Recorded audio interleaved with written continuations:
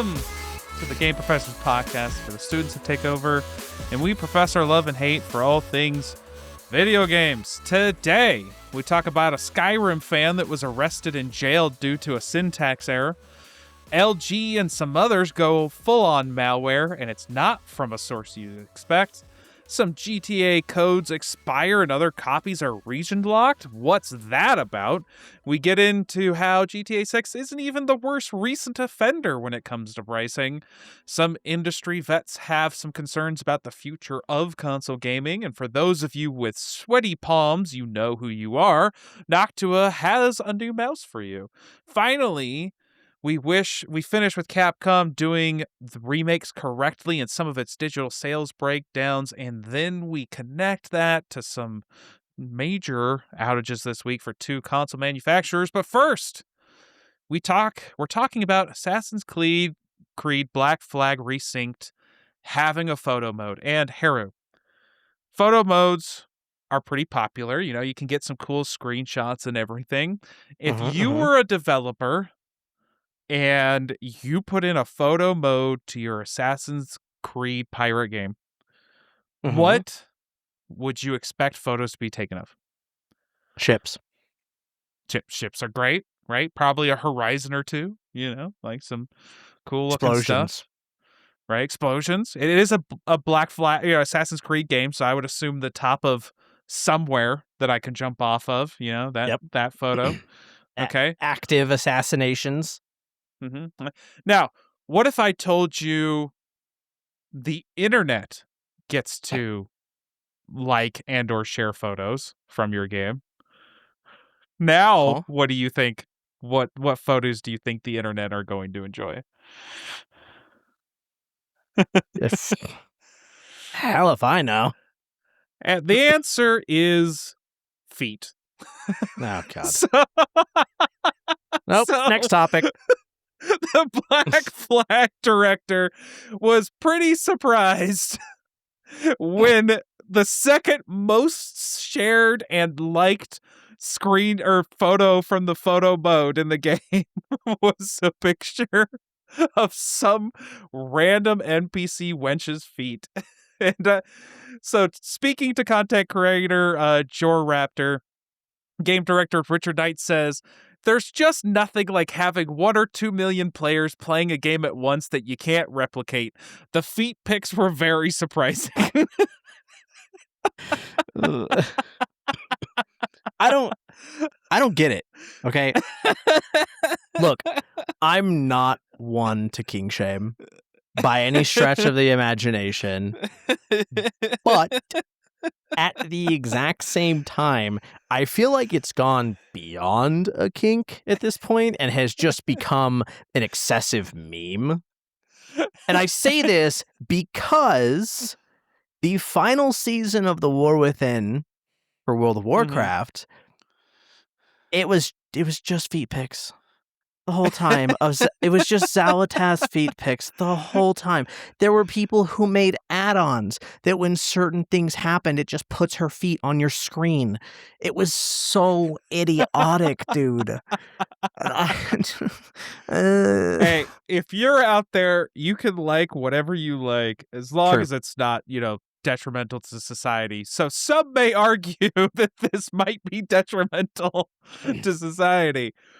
Further, but it's a given, right? At this point, Rule 34 and in general feet pics, like that's what's gonna happen to anything that you have out there. But it's become so meta, right? Like actually, real talk, it has become so meta. It's no longer feet pics for the purpose of feet pics. It's feet pics for the purpose of memeing about feet pics. I mean, we all hope that's the case, because the alternative is that a lot of people have gotten into feet pics. super, super into feet.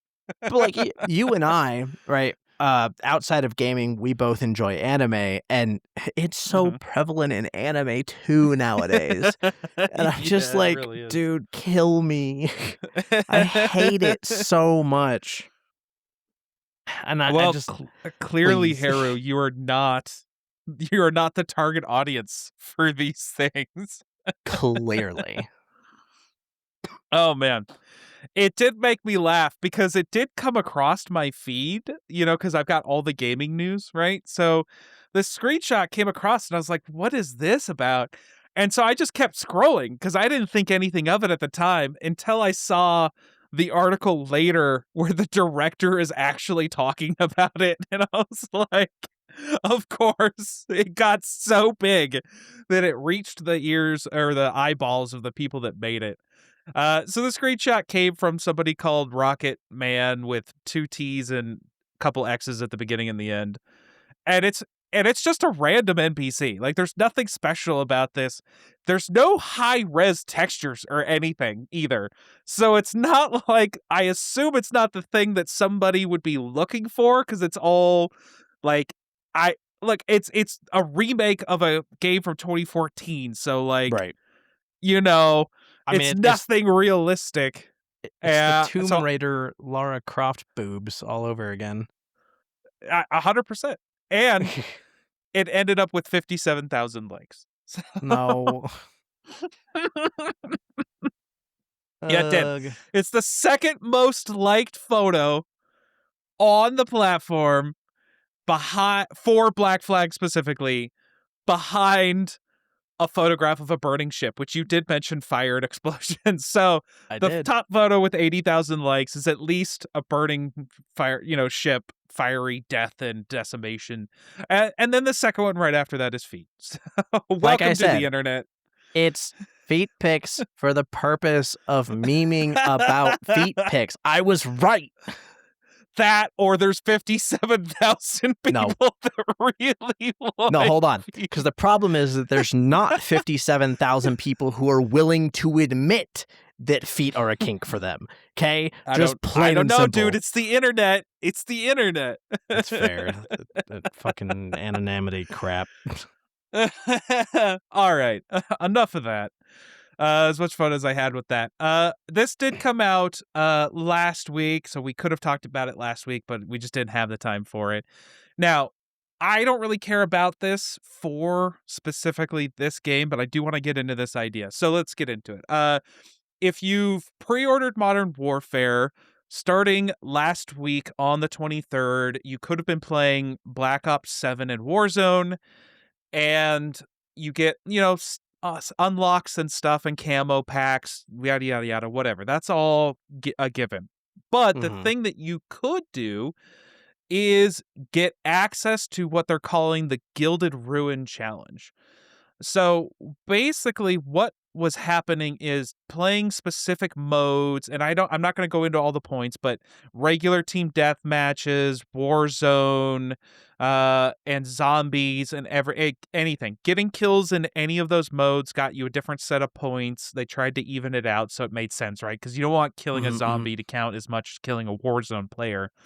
Right. And the first 100,000 players to hit a 5,000 score cap are going to and did for both Black Ops and will be available in Modern Warfare 4 a serialized Golden Ruin skin. So the first 100,000 players are going to get a skin that has a specific serial number that's unique to specifically them. Now, I do think this is fun in terms of and I'm not saying necessarily this specific way, but the idea of having a serialized skin that you get rewarded to for completing a challenge, I think is a fun way to get the community involved and give people something unique, because anyone who participates in this pre-order does get that skin in general. So the skin itself is not restricted to the first 100,000 people. You just get the unique serial number. Fair. I mean, unique and limited achievements in general, or some kind of reward, are big with gamers, especially gamers who put a lot of time in, right? That's why Hall of Fame exists for World of Warcraft. It's the reason that the 0.1% title exists for World of Warcraft or Mythic Plus. That's the reason that Race to World First exists for Yep. World of Warcraft, right? There's all kinds of stuff like this out there for so many other games. Here's my problem with this though. Okay, give it to me. And you know me, I'm this kind of person. I loathe when to get content, whether it be reward, cosmetic, functional, mechanical, don't care. For one game, I have to play a different one. Hate it. And I say that. I'm 50-50. That's fair. I say that because it's one thing when it comes to Call of Duty. It's all first-person shooter games, right? Uh-huh. But Blizzard does this all the time, and it drives me absolutely batshit insane. They will do something stupid like if you pre-order the next Diablo expansion, they'll give you something in World of Warcraft 2. And I'm just like, no, stop. Get some help. Right? It's just annoying. Now, the thing here is, if you pre-order the game, you get the skin. Period. Yeah, fair. It's just whether or not you get that serialized skin. So right. They're not locking necessarily the skin itself, but that specific serialized thing. And yeah, I mean, it's the only way to do it unless you're just going to restrict it to launch day stuff. So, right. They're trying to drum up advertising and stuff beforehand. So I get it. I would love to see something else that does happen on launch day. Like, hey, welcome to Call of Duty. Have fun starting, whatever, 5 p.m. Eastern or, Greenwich Mean Time, whatever you want to pick for the weekend. If you hit, first 100,000 people over the weekend to hit a certain score, we're going to give you this cool serialized version of one of the default skins or one of the extra unlocked skins in the game or whatever. This man really just dropped the full government name of GMT. That's insane.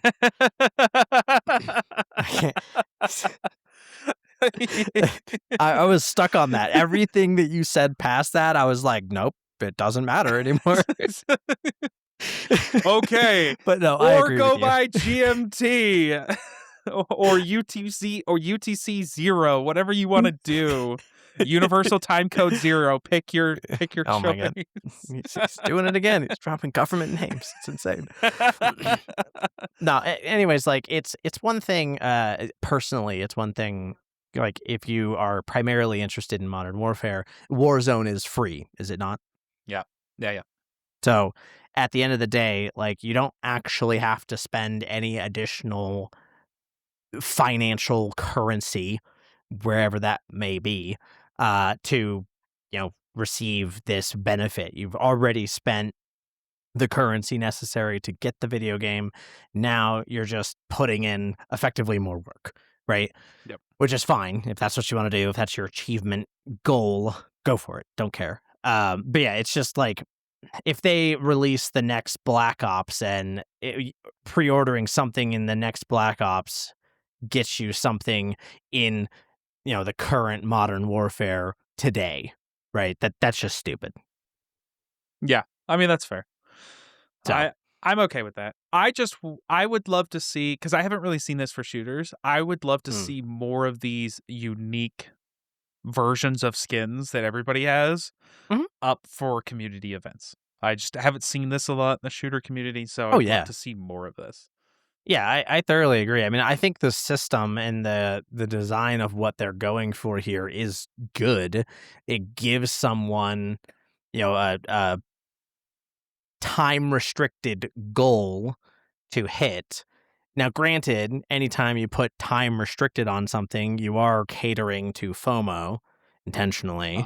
100%. And there are most likely, working class people that aren't, like probably me, especially if it starts on like a Thursday, that aren't going to be able to get it. Yeah, but exactly.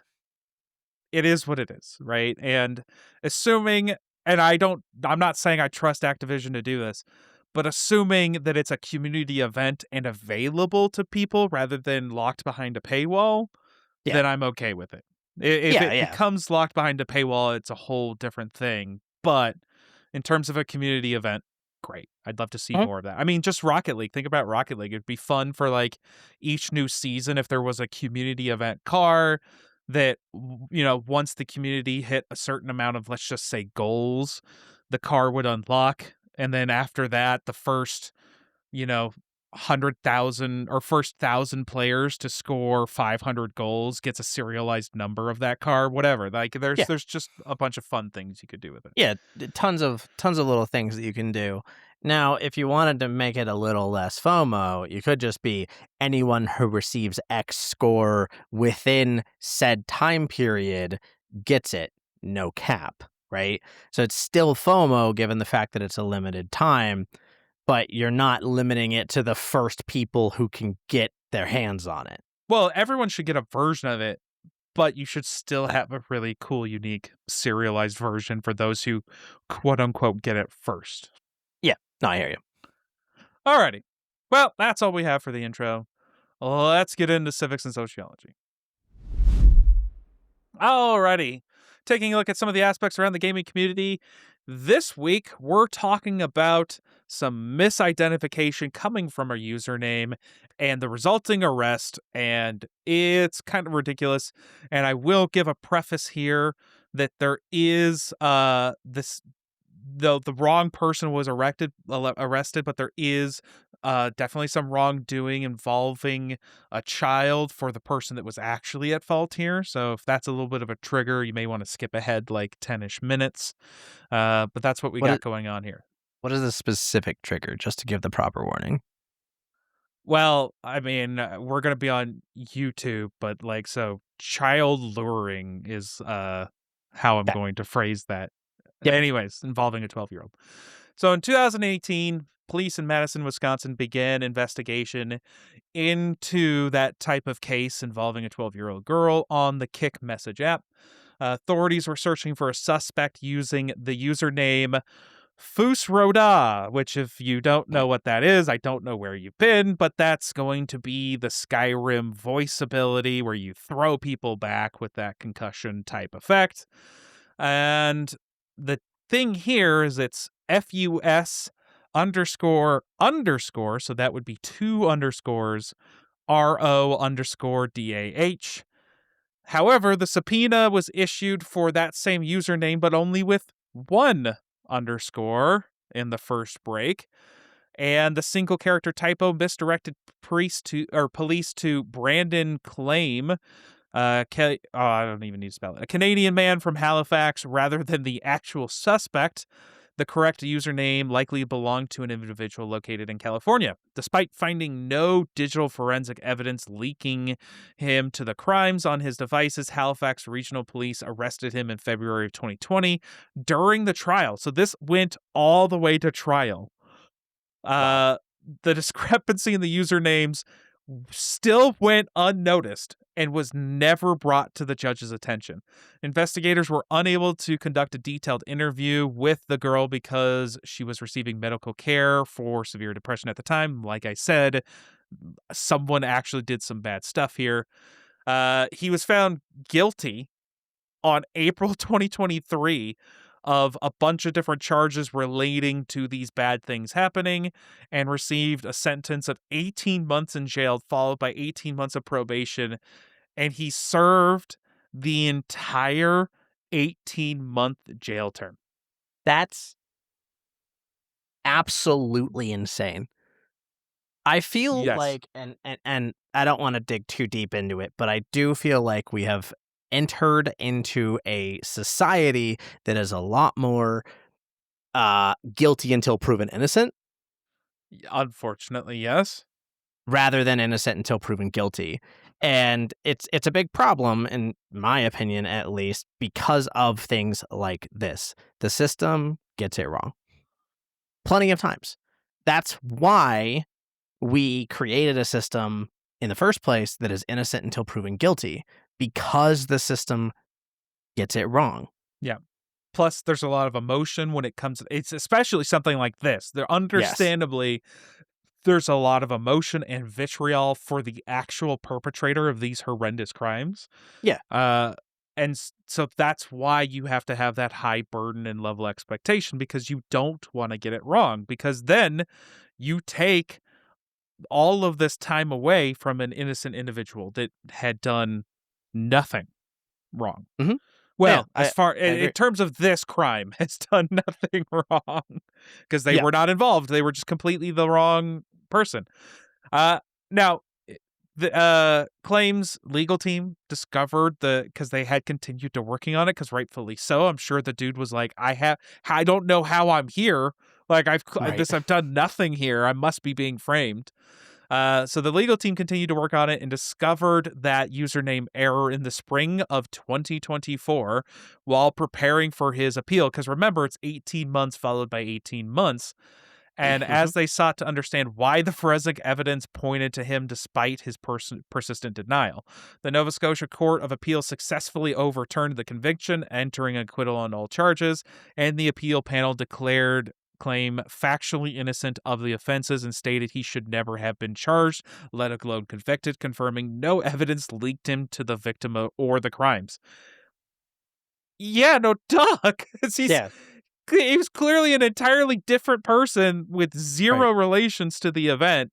Yeah. And Not only that, so you there would have you been had no other evidence other than the username. right, which is not enough, in my opinion, to convict a man. Period. No.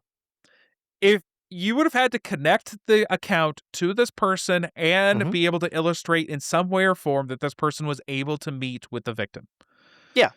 Even if Or even even if you could at least get to the point where it's like, yes, they were within a close enough location where sure. he could have done whatever, then you're at least on the right track. But I think clearly this person being in Canada kind of makes that way more difficult. There's Right. probably record of travel and everything. Oh, 100%, not to mention customs. Hello? Um, Yeah. but at the exact same time, I'm not 100% when it comes to, Kick's policies, but are you saying they don't keep any record of anything? I mean, well, I assume the reason he got convicted is because they showed what the account was discussing in the chats, is what I am Sure. assuming. Sure, but it directly states that there was no digital forensic evidence that links him to the crime. Yeah, well, outside of this account, yes. Right. They were going off the assumption that this was his account, even though he was denying that he did any of that stuff. And I'm not Okay, and it says here that he didn't even realize the discrepancy either. So the entire time, my assumption is that he thinks he was being framed or something. right. That, For sure. some of this was made up on his account, or his account was hacked or something or whatever. Right. Okay. My next problem with this comes down to they knew the username that they were searching for. Okay. Uh-huh.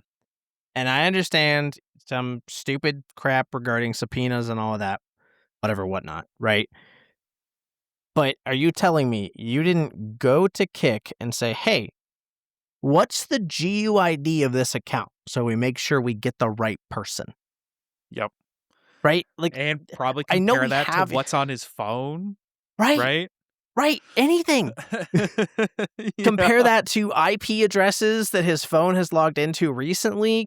Compare MAC address. Do anything, right? But the problem in this whole scenario, and granted, this is a Canadian man, so he probably doesn't know all that much about our system.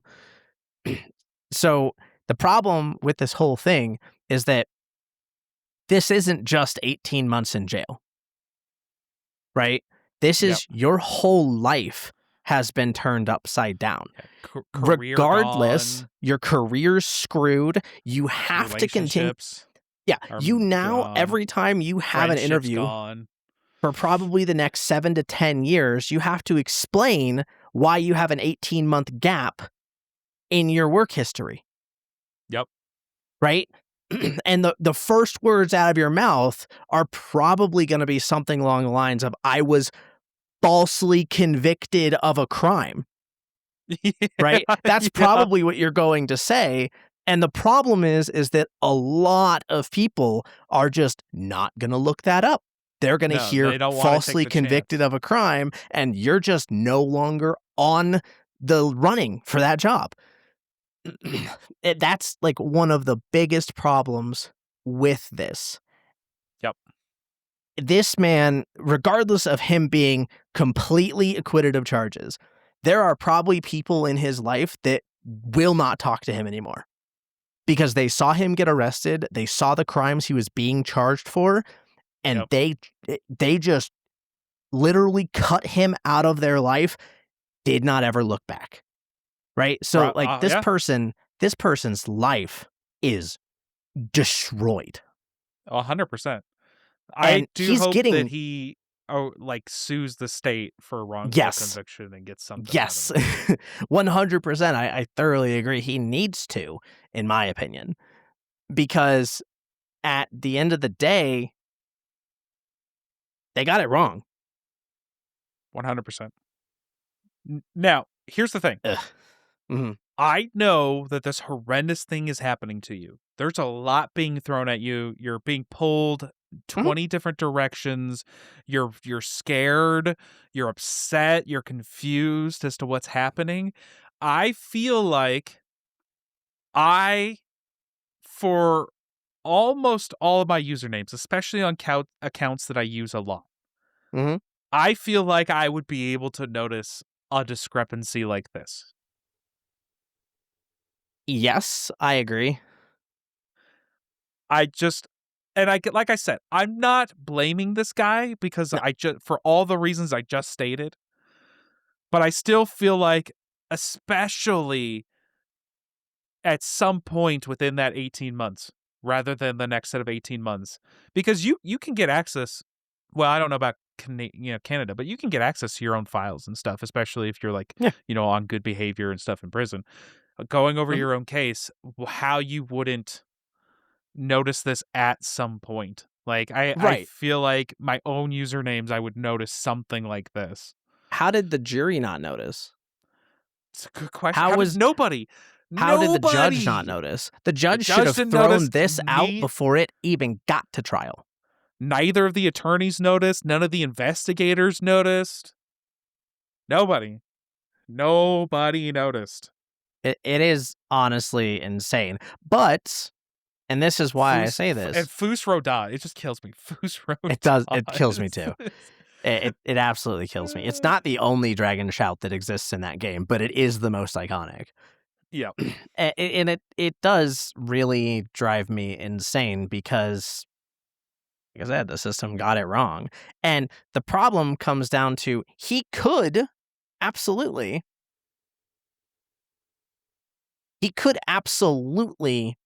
mention that, hey, this was like, that's not my username. My username only has 1 underscore, right? Yeah. But that's still the defendant proving their innocence. Rather not than the system proving his guilt. Yep. You're 100% right. But so I just with the lack of evidence to prove his innocence, he was convicted. Which, in my opinion, is the problem. And now I understand, in particular, when it comes to children and convictions around children-involved cases, yep, there are a lot of emotions. Justified emotions. Justified emotions, for sure. But there are a ton of emotions. And I think that when you have that many emotions going on, like, dot your T's. Well, not just for this, but anytime you're sending somebody to prison or jail, we should, as a society, want to get it right. So, all right. Yeah, 100%. Well, so it just goes to show that all of you with any usernames out there, make sure that you know what your username is. That way, in case someone pulls up your Xbox Live chat history, you know whether or not you're being charged for something you did actually say or do. Because I have no doubt that a lot of people's chat history could probably send them to jail. Anyways, let's get Okay, buddy. I think that says more about you than anybody else. Not about me. I've seen, dude, we just talked about feet pics. That's just the tip of the iceberg. And there's so many people out on the internet, dude, that probably shouldn't be in society is all I'm saying. Geez. Yeah, most of them are CEOs. Alrighty. So, speaking of large companies, LG in a bit of hot water coming from both the consumer side and a heavily in-depth Gamers Nexus report. So anyone that wants a more in-depth look, go check out Gamers Nexus. They got an awesome breakdown of this whole thing. But it was discovered that there were certain LG monitors, specifically from their Ultra Gear line, which I do have one, but it's an older one, so I don't have to worry about it. Connecting it to a Windows PC automatically installs unwanted adware. Yes, you heard me right. Plugging in a monitor to your computer from a major company was installing adware. So this wasn't 100% isolated to LG. There were also some Alienware and Dell monitors discovering a very similar thing, but the main culprit here was LG. So the installed software would immediately begin displaying pop-ups and advertisements for your favorite bloatware, a 30-day McAfee antivirus trial, which any actual PC person will burn with fire. Yep. The McAfee pop-ups have been reported to appear on nearly every system boot, causing widespread frustration, obviously, and the software operated silently and is pushed to the system without any consent from the user whatsoever. Hence, the malware accusation. Windows Windows operating systems were designed to automatically download companion apps for supported devices, i.e. like drivers. You plug in a mouse, plug in a keyboard, it downloads, what it needs to run. And this process obviously being triggered through updates to fetch LG Monitor application installer in the background. The application store listing granted it access to all system resources, which is not normal, to be clear here. And Microsoft initially built this automatic fetch feature for, like we talked about, drivers. This specific delivery mechanism used Windows device metadata, which matched your hardware ID to software in the Microsoft Store, and then installed it with a single click, without a single click required. The application would embed itself into the Windows startup process and could not be removed through standard Microsoft Store uninstallation methods. To clarify for some individuals, this is how plug and play stuff works. Well, this is why it works. I should the system that was ultimately exploited in this event is the plug and play system ultimately. Yeah, so, I mean, because no one wants to plug in a game controller, plug in a new drive, plug in a new mouse, plug in a new headset, set of headphones that are USB headphones, yada, yada, yada. No one wants to plug those in and then have to go navigate to a website to download the correct set of drivers, let alone any sort of software tweaking. They want them to work. Now, if you want extra stuff on top of that, that's totally your choice. But for the most part, you want to plug them in and have them work. And this is abusing that. It's going to an umpteenth degree to do something it shouldn't be doing, which is basically becoming malware instead of just making sure things functioned. Now, to be clear here, the monitors are USB hubs. So this isn't, as far as I can understand it, coming from, the DisplayPort or HDMI connections. It was coming because you were connecting the monitor by USB so that you could use it as a USB hub, plug things into the monitor itself. But it's ridiculous. Now, like I said, Gamer Nexus did the full in-depth breakdown. And they found that this installation was happening even on monitors up to 3 years old that were already in use at their office. Oh, man. LG also utilized other piece of software called LG On Screen Control Plus, which tracked application usage, logged play times, and phones home to LG servers. Again, malware. Because this Yep. tracking software runs silently in the background, various video game anti-cheat systems were flagging it as suspicious software as well, resulting in people getting banned from their games. Hell yeah. The reason we haven't heard about it before is that there was a specific update that was pushed by LG and that prompted all of this to start going off the rails. Now, I know what this says, Heru, but it's basically this last week. So that's why this is happening recently, even though it was occurring with 3-year-old monitors. It's because of the update that they pushed. Yeah. So following the full Gamer Nexus report, which again, I can't preach how much I love those Gamer Nexus guys. That channel is fantastic. Great in-depth tech talk and wonderful exposés. Please go support them. And specifically, this gets a fix probably because of the light that they shine on it, as Microsoft officially stepped in to address the issue, which is how bad it was. Microsoft ordered LG to disable the McAfee pop-up advertisements within its Windows Monitor app.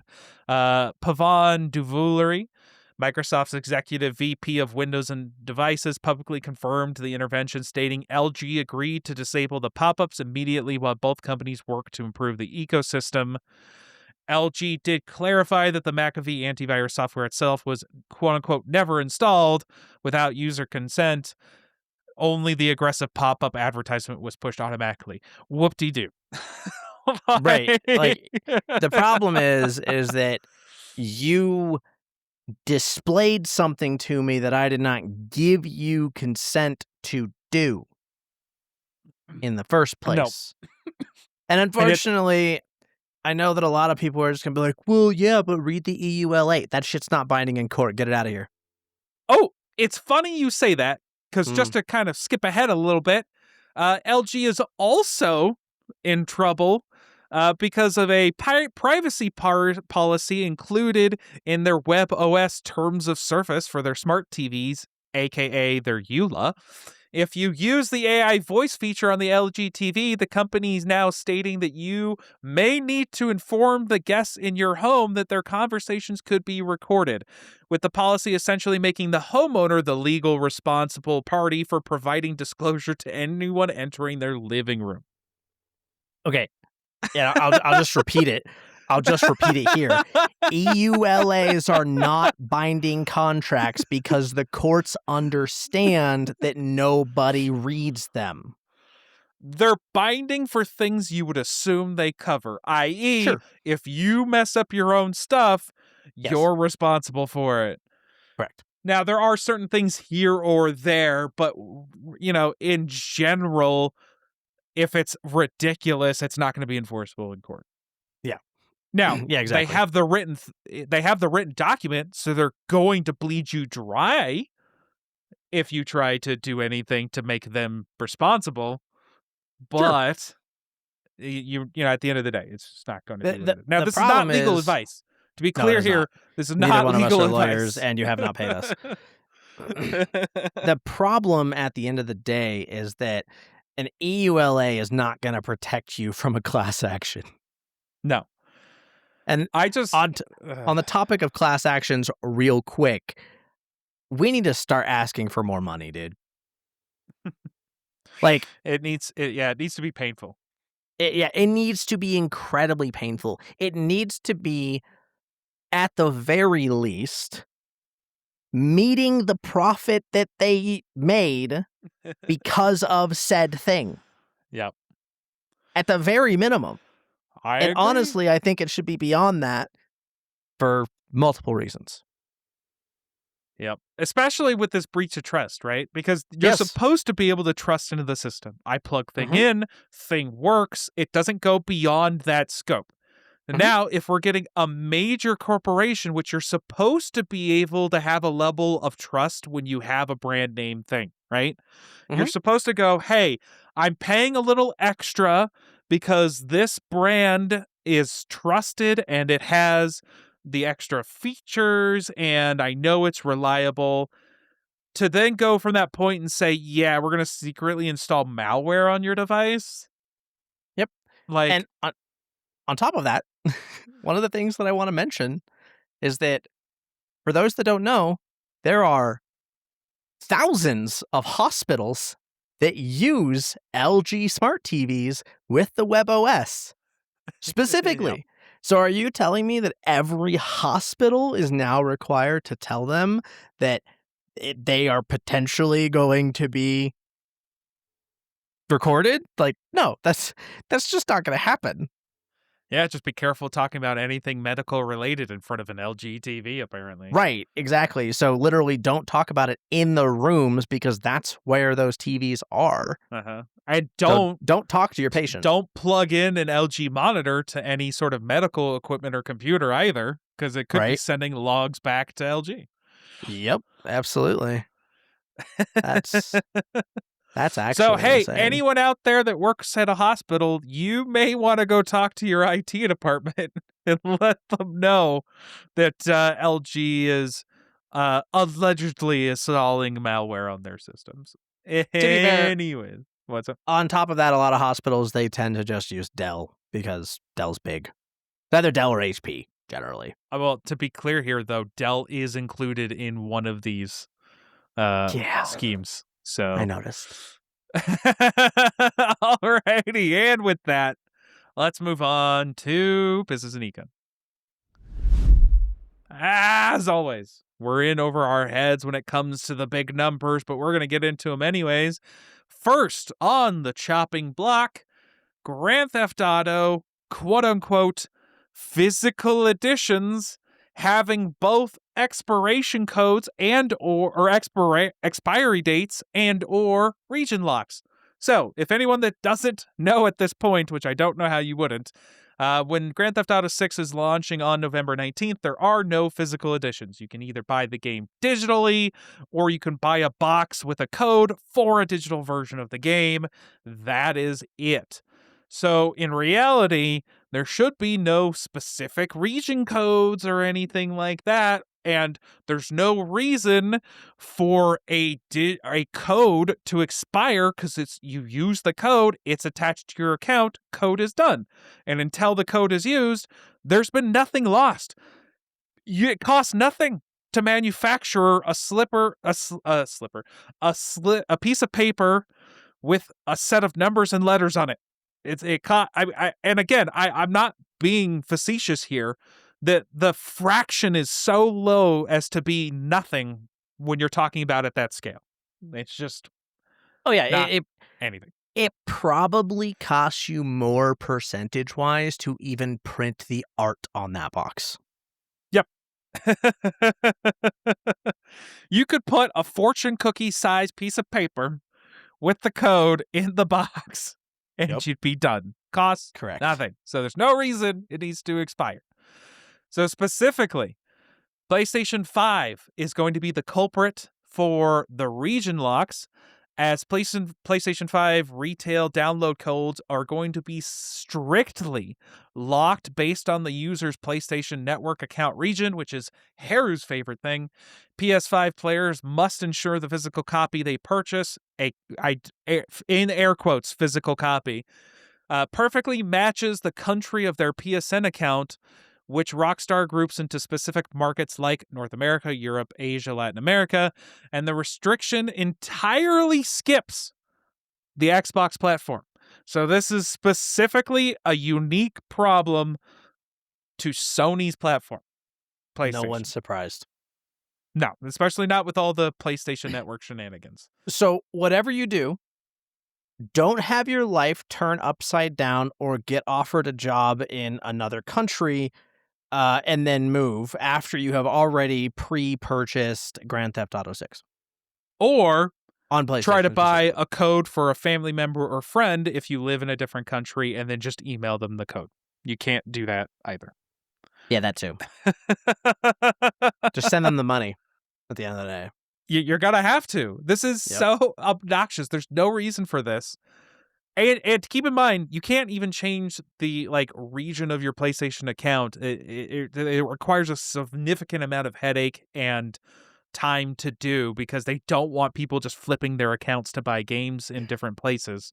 Yeah. So it's not like you could do this and just go, oh, my mistake, and then change the region of your account because maybe now you live there or you're moving there. No, you're SOL. Yeah, you probably have to prove it to them or some crap. But, and I understand why they do this. I think it's dumb, but I understand why they do this.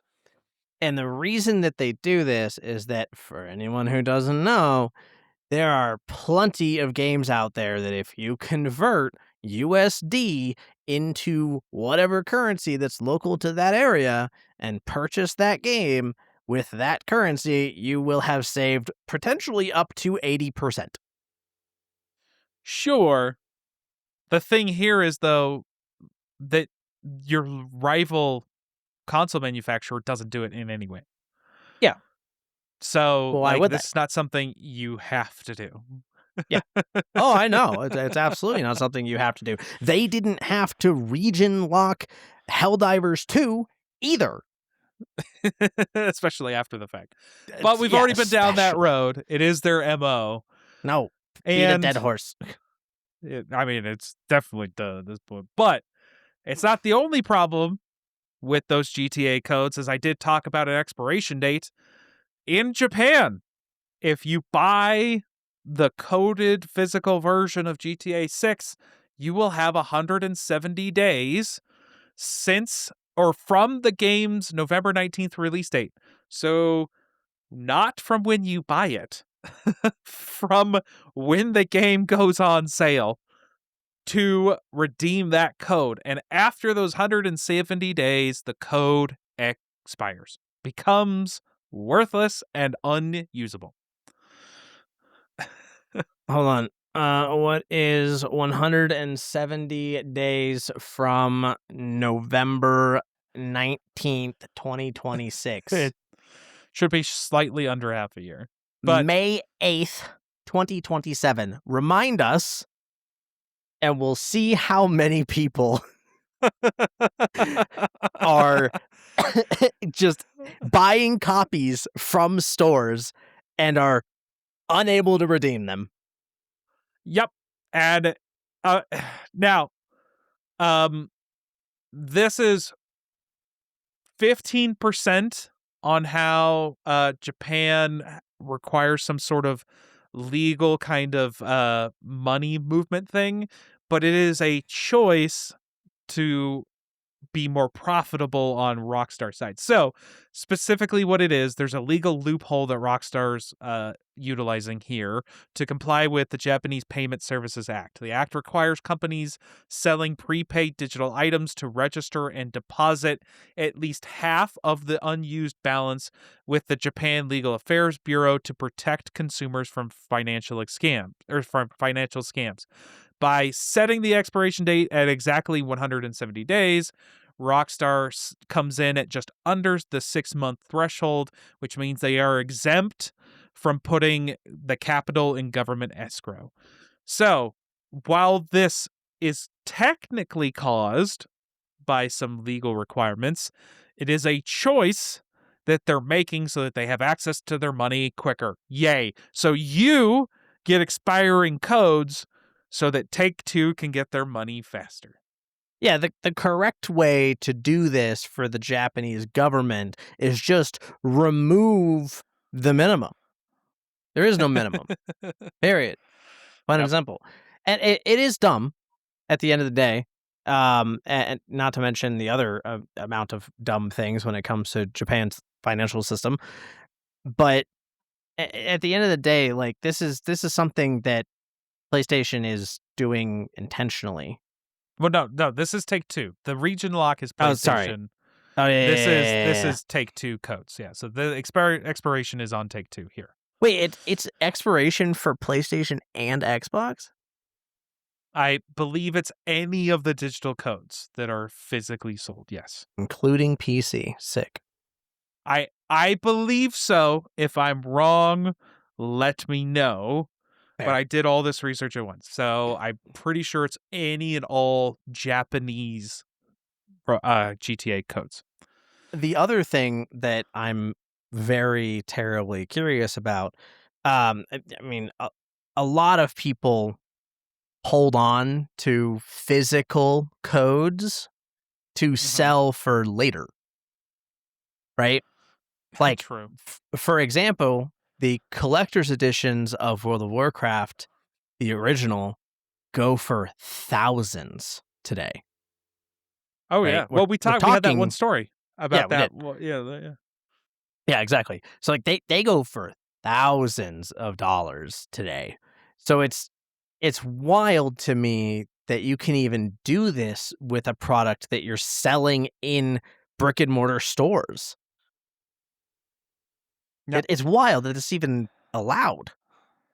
Oh, again, I mean, Take-Two is putting the onus on the customer. They don't need to do this. The only thing that they would have to do is put money in a government escrow, and those funds clear. They get the money back. It's not like they're losing the money. Right. This is a So, law that was clearly intended to protect the Japanese citizens, and instead, now it is likely punishing them. pretty much, unfortunately. All right, so we have been picking on GTA a lot. Somewhat of it justifiable, but it's still going to make billions of dollars. Yeah. And to be clear here, it's kind of the first like official kind of $100 price point break for a major title, where essentially the $80 version is the stripped down and the actual full version is $100. But I did want to point out that it's not really, I mean, there have been plenty of special editions of games that have been coming out that are above that price point. And specifically, there have been a couple recent examples of sports games, both NBA 2K27, which is also Take-Two, and EA Sports FC 27, which both of those higher end editions are $150 a piece. And you definitely don't get all the same stuff that you get in GTA 6. So you're talking about basically getting extra in-game consumable currency. And in the EA one specifically, you don't even get that currency as a lump sum. It comes in 5 monthly drops. What? Holy crap. Bro, what is the gaming industry coming down to? Oh, man. I don't know. And both of these editions have expiration dates, with September 6th being the NBA one and August 31st being the EA one.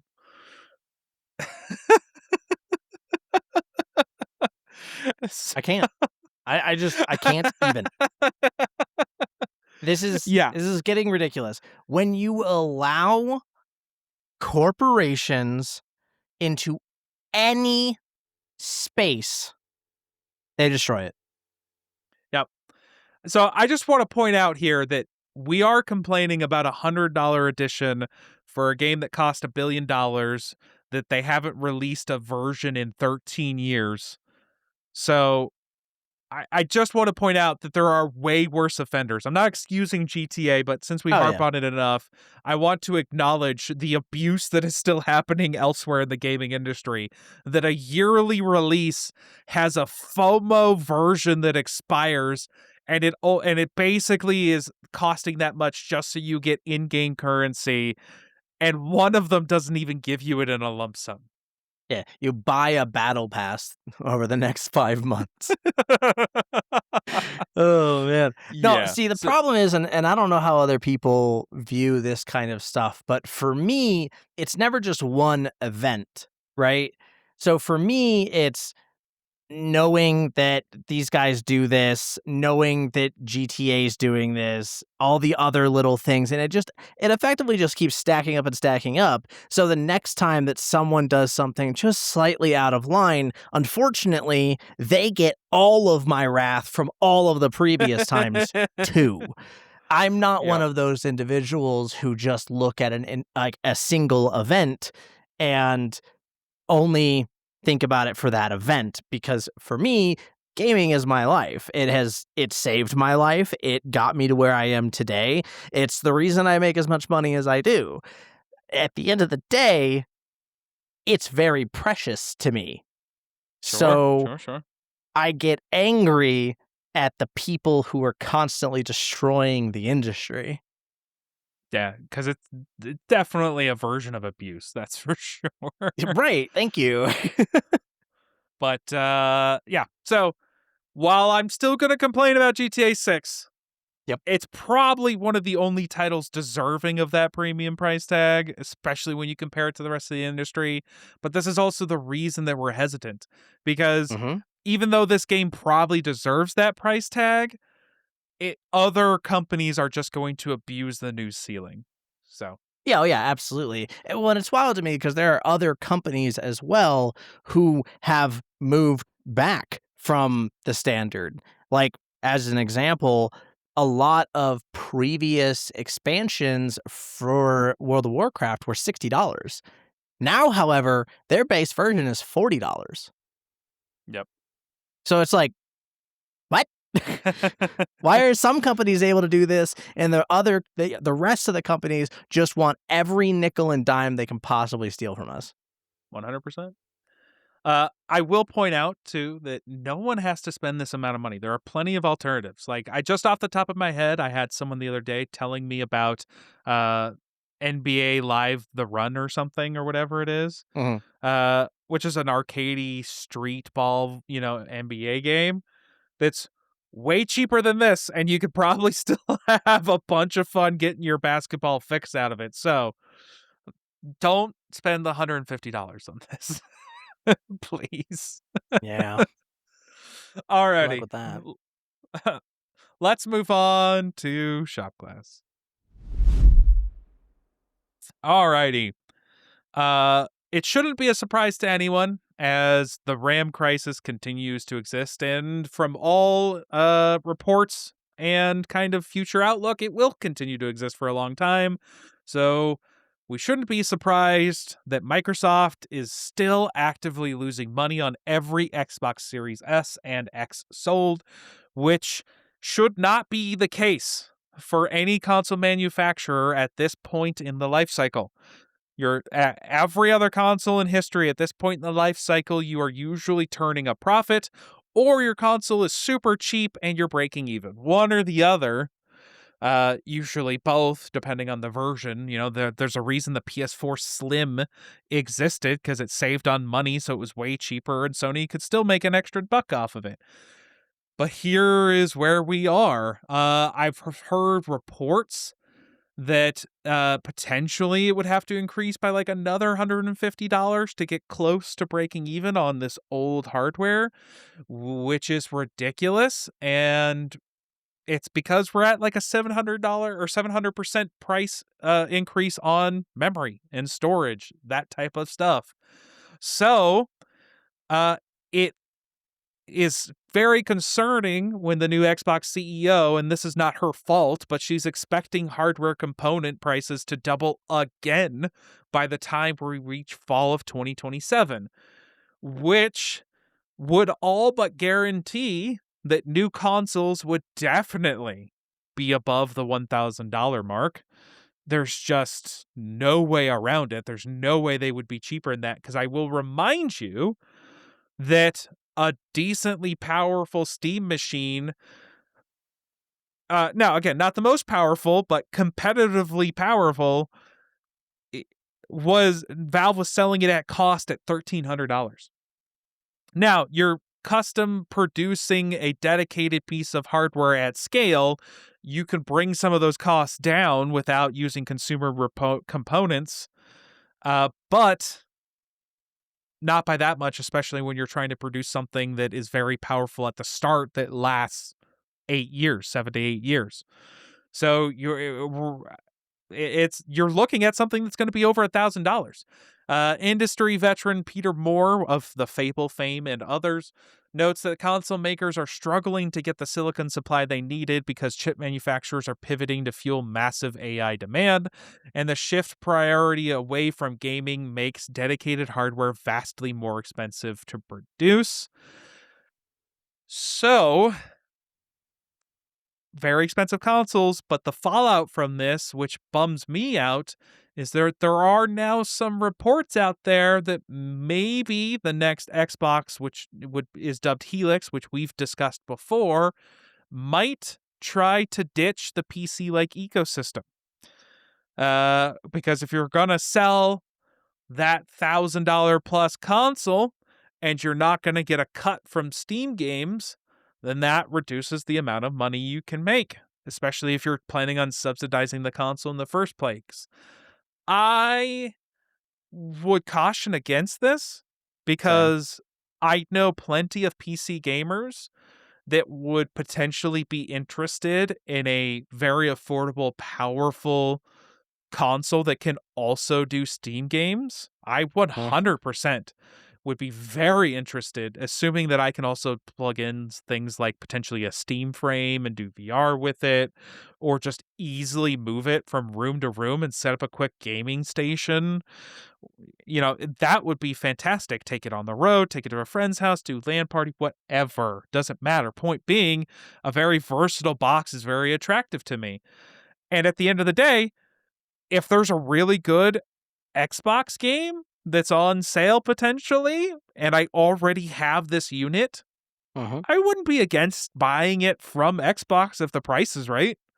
Yeah. So you could still get a few sales from me, but I can guarantee you, if I can't play Steam games, I'm not buying the console. Yeah, I'm just absolutely. not. I mean, the big thing, at least for me, like this is the perfect child gaming console. Like it gives them a wide range of games that they would be able to pick from, right? Yep. Not to mention the fact that, with the family library sharing, they have all of my games and all of Demi's games, right? Like we would have so many games that all of a sudden they could just play on the Xbox on the TV in their room Yep. without me having to set up a giant full-blown computer. Think of how many PC gamers out there that are struggling right now to just get a rig on a budget. Mhm. That if they saw, let's not even go the minimum 1,000. Let's say a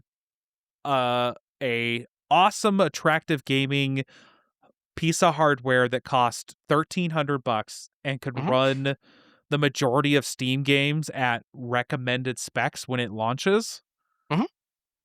There's so many gamers out there that can't afford a graphics card, Mhm. and let alone the rest of the components that would be like, yeah, I'm on board. You're telling me I can play Steam games off of it and it's $1,200? Sounds great. Let's Yeah. go. Sign me up. Yeah, Literally. because it's going to be much more powerful than the Steam machine. So Yeah. at a similar price point, absolutely. I mean, I think you could probably even go higher, right? At the Sure. end of the day, you could probably put it at cost, like the same way that Steam did, or sorry, Valve. Well, the Um, specs we looked at, I'm not sure. Fair.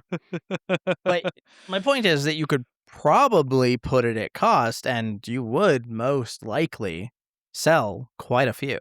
But even then, you could start it at cost and then lower it, right? Because people are going to buy the next big thing. That's just the way it is, right? You could absolutely put it up for cost, see how many people buy it in the first month, and lower it from there, Yep. right? Now, to be clear here, It's doable. oh, 100%. They're not going to, because No. like the initial cost could be like $2,000 without any subsidizing. Because remember, like what we looked at was like 48 gigs of VRAM. Like you're Hmm. talking buku dollars if those details were correct. But That's true. these numbers are not, or this concern does not come from thin air. Metrics from the Xbox Ally handheld showed that users who do not subscribe to Game Pass and do not own a traditional Xbox console, only 2% of them would purchase games from the Microsoft PC ecosystem. So if they're not already involved with Microsoft or Xbox and they got the Xbox handheld, there's a 98% chance that they didn't touch Microsoft stuff regardless. So, Right. like, yeah, that is potentially a problem for sure. But I would also point out that you are by far in last place when it comes to this console generation. Yeah. And it's not even close. Nope. like, like, I'm pretty sure the Switch 2, if not already by the end of the year, is probably going to sell more units than your console this generation in certain regions in the world. So you need something to be competitive and to get on the board. And if you put in a disk drive and allowed people to play their Steam games, I think you could easily win back a lot of the market share you lost. Oh, absolutely. People are pissed when it comes to Sony. Yeah, And just having the extra option. yeah, Especially if and it's a Blu-ray player. I don't actually have a Blu-ray player at the moment, and I picked up some of my favorite series of anime on Blu-ray, and I don't really have a way to watch it just because I wanted the physical media, because some of them have been disappearing off of services like Crunchyroll, Black yep. Lagoon. I'm so sorry you're gone, one of my favorites. But if it had a Blu-ray drive in it, that would even be more attractive to me. I'd be on board. Yeah, I mean that's fair. I have a PS4, so I just use that. That's fair. Like, if you have a PS4, it's fine. But Yeah. you could have a new unit that's in a more centralized location that could also play games that you could replace your PS4 with. Yep. You're not So, wrong. interesting. I hope this is just a concern and doesn't actually happen, and that they continue on the path. We'll see. And I'm sorry to everyone out there. Not going to be any relief anytime soon, and you're looking at $1,000 plus console. Which brings us to Amazon Games Vice President Jeff Gaddis, that's arguing that because of the expensive hardware that's now existing and will exist, mainstream consumers will be forced to look for alternatives, including maybe making cloud gaming the highly attractive option. Gaddis acknowledges that cloud gaming has historically been a solution in search of a problem because consoles used to be affordable. Gaming PCs used to be affordable. And the current RAM crisis with the impending $1,000 consoles we discussed kind of provides potentially a perfect storm for cloud gaming to actually be a viable option. Rather than trying to convert hardcore PC or console gamers, you would look at targeting the billions of people who would not be able to afford $1,000 plus console, and you could integrate it with other things like obviously Fire TV, Amazon Prime Video, and any other video applications that you could potentially load onto the service. I think they're right. I was like, I hate to say it, They are. but But here's the problem I have with this. I love that I can start every sentence like that. I want all of the gaming individuals out there to realize this and not buy into it, because Amazon and companies like it are the ones who created this problem. They created this problem, and now they are going to try and sell you a solution. You're not wrong. Don't buy into that crap. Holy, But don't do that. if you don't have the money, what's your option? Touch grass. Okay, you're gonna stop playing WoW because I the hardware have the comes money. to. We're that's not talking my about point. me. But there are people that are dedicated who don't have the money, where that would be super hard to give up. I get it. I understand. So I'm just saying, if there's a cloud service where for $25 a month you could play your favorite games, as opposed to trying to drop $1,300 on a console plus then the cost of the games, Yeah, it Yep. might pick up more people. I would point out here that this only really works for single player, co-op, or casual multiplayer experiences. In no way is this a viable solution for any sort of competitive multiplayer option. The latency is just too bad. There's just too many problems or hiccups that you could have on top of it, because not only do you have to get your signal out and a good signal back, you have to get a signal from their services to you to begin with, then send that input back to the service, to which then is registered at the service, which then can send out that data to all the other applicants. So And that from a competitive is standpoint, just not happening.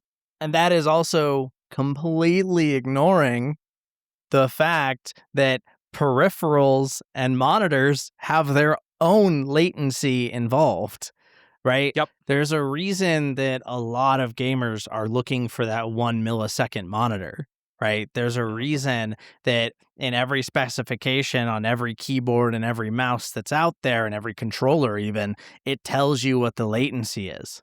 Yeah, you've got that 1000 hertz polling plus on your mice. Exactly. Exactly. So like all of that, which as at least myself, I can feel it. I can feel that stuff, especially when it changes even just slightly. Trying to play on a cloud gaming system, I'd rip my hair out. Yeah. I mean, could make a there's wig with it, but I'd rip my hair out. like trying to play Counter-Strike, trying to play League of Legends, World of Warcraft, Even Monster gosh. Hunter. Well, I was just about to say, like, what about just Elden Ring, right? Where you're getting the really Yeah. good dodges and rolls in. Mm-hmm. Like, that would be a horrendous experience. Like, Yes, it would.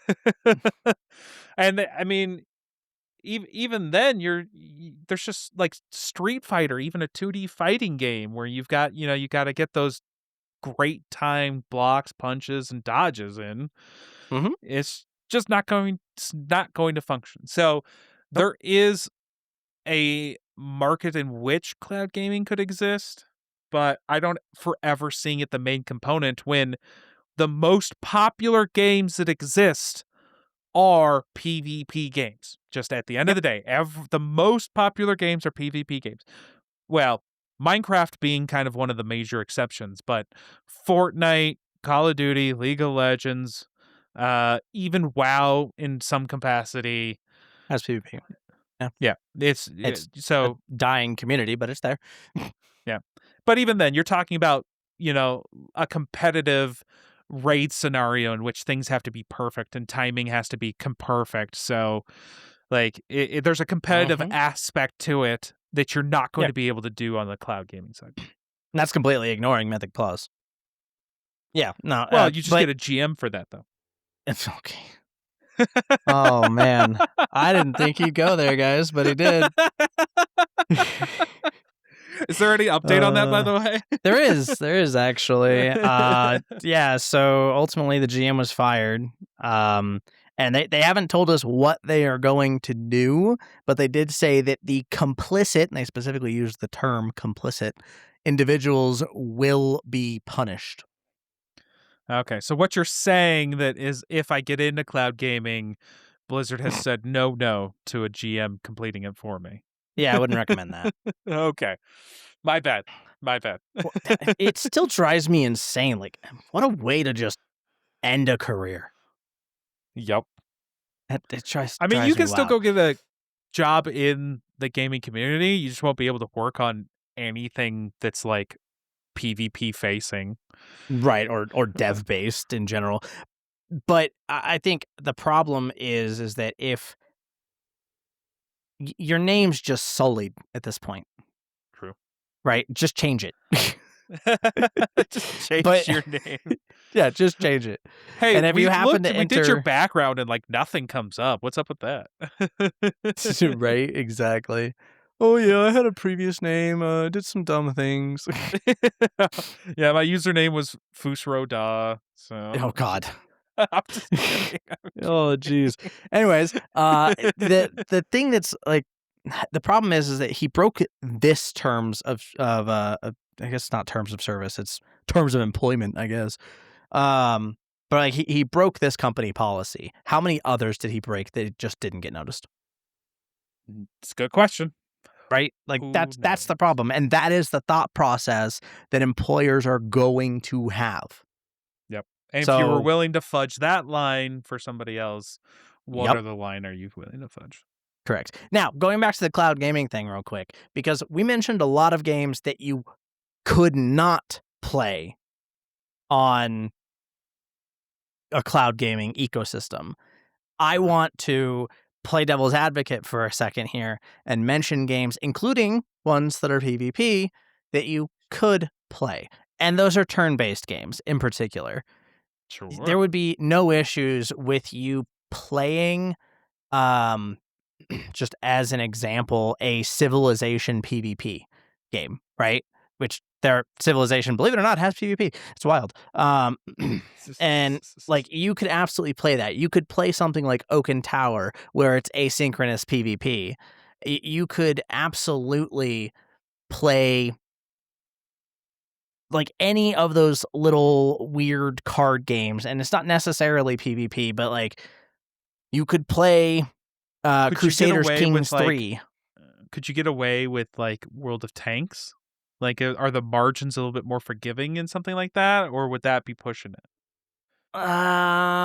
You could probably get away with that. Well, it really depends. Because, like, if you have tanks just skipping all over the map, like that's just not gonna Well, I'm work. trying to think of a good scenario, right? Because there's always going to be problems with Right. anything, and so like if you're on a regular good day, you've got Mm. 50-ish ping. Like, You think could 50? You think that look? we'll ever get a I'm cloud talking gaming about system your that has connection. 50? I'm talking about your connection to their services. So you have to Okay. do every leg in between. I get Mhm. it, but you have a decent latency connection. Mhm. Kind of like average for already multiplayer, like at 50-ish ping. Yep. Could you, with every leg of the journey with a similar latency, play the game?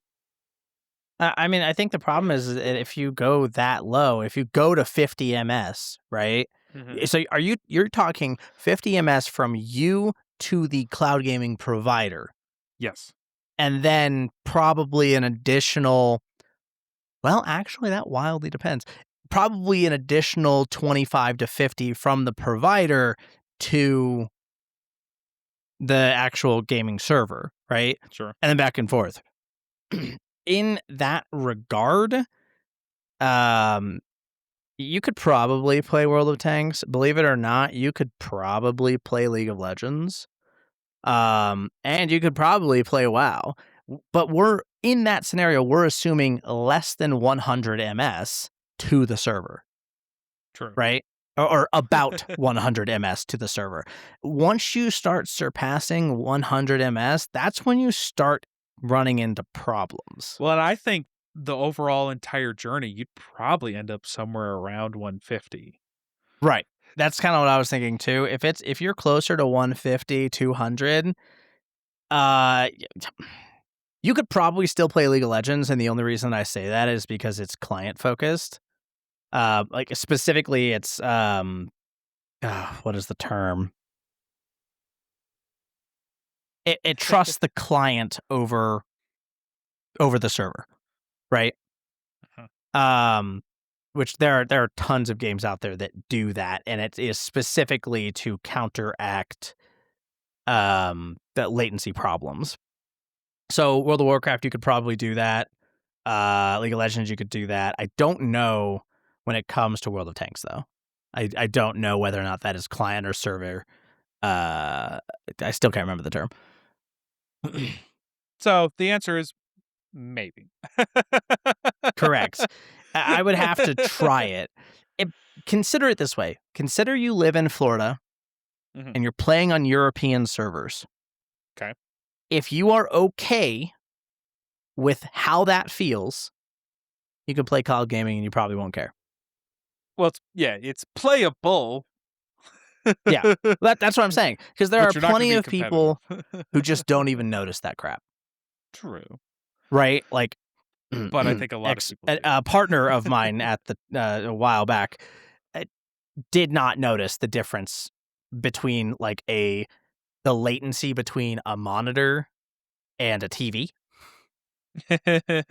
Even when I had them mimicking, like literally And this is, mirroring. I assume this is at a time with like a TN panel where it is, like the 1 to 15 or whatever, and the TV is Yeah. much, much higher than that because this is Yeah. older LCD. Yes. Yeah. I could feel it in my gameplay. Holy crap, it drove me insane. Especially when you go from like playing, it was Monster Hunter, granted, it was Monster Hunter World. When you go from playing on a monitor and then you play on a TV, Yep. that latency jump is actually insane. Now, what's funny? I started my Xbox 360 journey yeah. on a CRT TV that was a flat screen. Nope. Nope. Nope. The thing is, very low latency on those CRTs. That's true. That's true. The picture is shit. The latency is low. This is if anyone that doesn't know this, the original Dead Rising, the text was all formatted for high definition. So Yep. when I tried to play it on the CRT TV, I couldn't read any of the text. That is actually the game that caused me to buy an LCD TV with my money, because I couldn't read anything. There's there is actually a flip side to that too. Games that were originally designed for 100%. CRTs, they struggle on regular modern hardware. I still have that CRT TV I believe for it. the SNES and the Yep. N64 that I have. CRTs, I think it was around like 2018, 2020-ish, before COVID. CRT TVs became really, really expensive at Because all the old school gamers were buying them. Yep, exactly. Specifically, I found out because of a friend of mine, specifically for Super Smash Brothers. No. For the original Super one? Smash Brothers Melee, I believe. Yeah. So I'm trying to remember all of them. But yeah. Yeah. Yeah, it was wild. Yeah. I mean, because a lot of those, I mean, we can get into this another time, but a lot of those sprites were designed on CRT monitors, so the art would look a specific way when displayed on a CRT TV. The thing that the art style we know today as 8-bit didn't actually exist like that back in the day. Correct. So. Yeah. The way that 8-bit looks now is an evolution of true 8-bit. Yep, 100%. Alrighty. Let's get into kind of our final few things here. We mentioned it, but while you're sweating, you're sweating real hard to try to win your World of Tanks battle on a cloud gaming service, Noctua has a new mouse for you, as they put one of their very famous fans into a mouse. So that any of you Sounds great, with honestly. sweaty palms, dude, you should look this thing up. So with any of you with your sweaty palms can get a nice consistent airflow to keep them dry. The South Korean esports gear brand Pulsar Gaming Gears designed and manufactured the primary architecture of the mouse, which included the perforated carbon composite exoskeleton shell, the flagship XS-2 optical sensor, motherboard, and proprietary 100M clip optical switches, and then the Austrian cooling company known as Noctua, that's the brown, or the cream and brown style fans, manufactures the 40 millimeter fan. That's right, you heard that correctly, 40 millimeter fan that sits inside the chassis. The specific component utilized is the NF-A4X10 5-volt PWM fan, and it just keeps your hand cool. The thing that kills me is they put a whole fan in this mouse, and it's still only 73 grams. That's actually wild. I think we've had the mouse conversation before, but I am a liker of heavier mice than most individuals. So like that's actually tempting now. All of a sudden, the problem is I hate that design. Logitech started that design, and I hate it. I don't disagree. I'm kind of a fan of the older school claw mice, but Yeah, exactly. I do find this whole thing funny though, because at first I thought it was kind of a joke. But no, it turns out revealed at Computex it's gonna be $180. It's a mouse, a real mouse with an 8K receiver dongle and 42,000 DPI. So it's like an actual competitive gaming mouse with just straight up a 40mm fan in it. I I have bought more expensive mice. So I mean, honestly, not bad. sure, I get it, but like you could get this or the Super Strike. But like the point here is I thought this was a joke. I mean, here's the thing too. Like, where's the intake for this fan, right? Because it's assuming it's got airflow. So like, is it blowing towards your fan or is it pulling air in past your hand and then blowing out the bottom? Because I feel like you'd want it blowing out the bottom so that you're not sucking dust into the sensor, right? Right. So looking at the pictures of it, I would think that it is pulling air up Well, if into your that's the hand. case, then is there a suction now? So I have to fight like a suction when I pull it off the mouse pad? I hadn't even Like, is thought there about negative that. pressure while it's on the mouse pad? That's hilarious. It's going to make your mouse actually feel heavier than it truly is. If that's how it functions, but the whole thing's perforated, so it could just pull in air from the sides. But the point is, Oh, that's fair. like, Well, I mean, it's empty on the bottom. Like yeah, there are holes on the bottom. yeah. Well, and there's usually feet for mouse, so there's probably a thin spot enough to pull air in. But the Oh the no. point is, like, without using this thing, I'm just curious as to how it ends up functioning and feeling. Oh yeah, I get it. I just sent you a picture of the bottom of it. Oh yeah, yeah. It's fully. It's I wild, see and that. it's not perforated. To be clear. On the top, isn't it? Doesn't it have a bunch of Yeah. holes on the top? Yeah. It's got holes on the top and it's got holes on the front, and obviously all the way down the back. But that's for cooling your hand, right? I'm just the whole thing kills me. I just thought that this thing was funny. Yeah.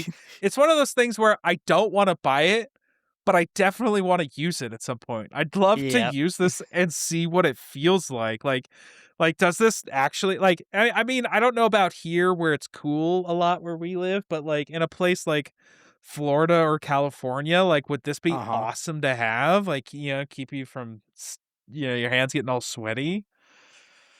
Very, very possibly. But there you go. So if you need a cooling fan Confirmed. mouse, Blowing upwards towards the bomb. I found there you go. on the official website the direction.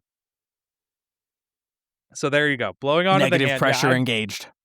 yeah, that's what I was like. I feel like a little bit of a suction, but who knows? I'd love to try it at some point, but I'm definitely not going to buy it. But if anyone does, let us know. Put it, even if you come back months later, put it in the comments so that we I want to know know. how it works.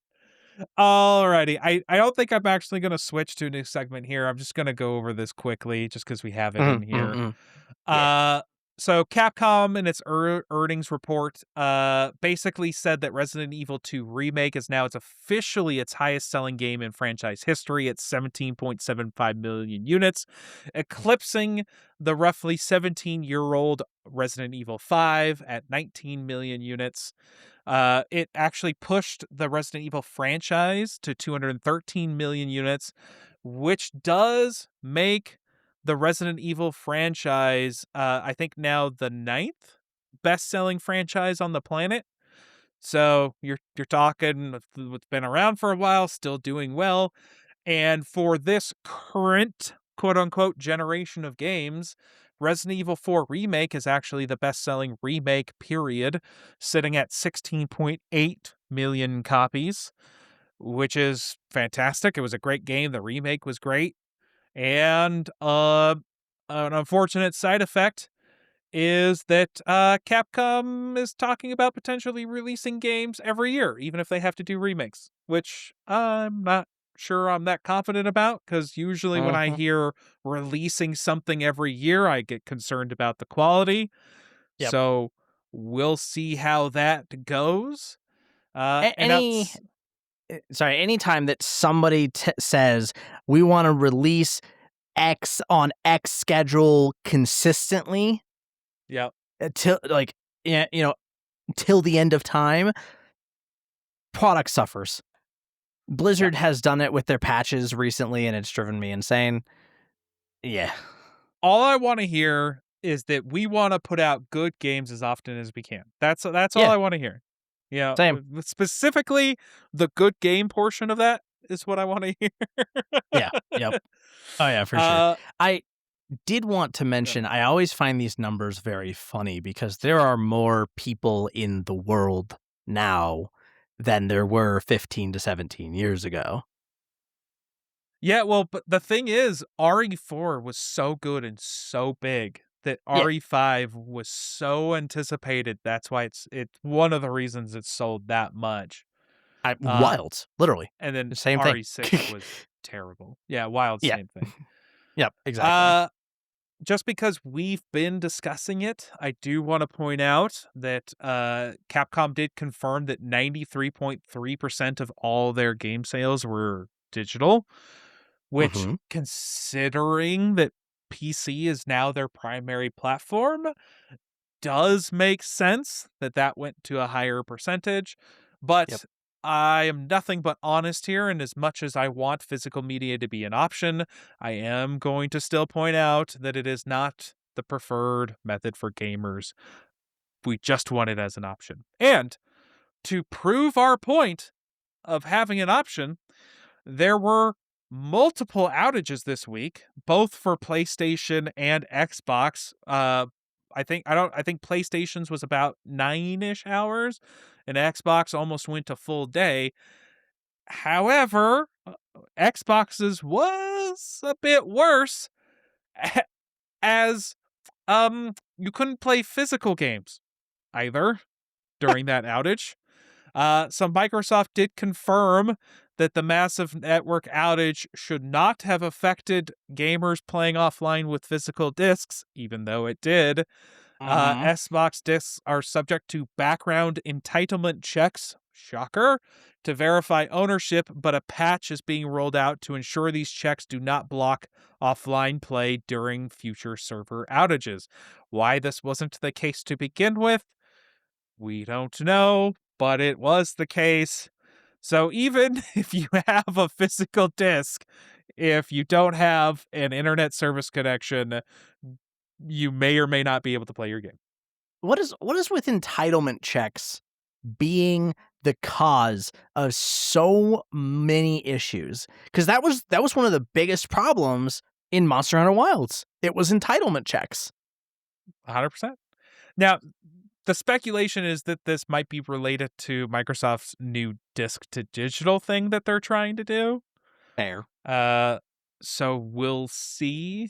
But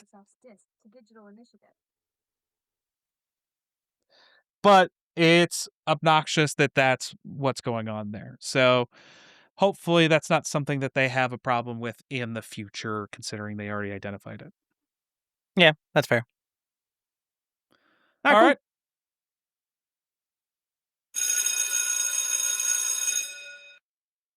Alrighty, people.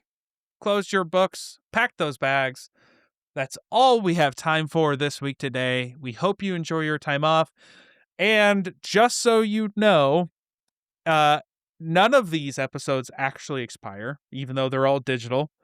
So any of these courses that you enjoy listening to, feel free to go back and enjoy them at any point in time in the future. We do not have any sort of region locks or 170-day expirations. You're good to go with us. We hope you enjoy your time off.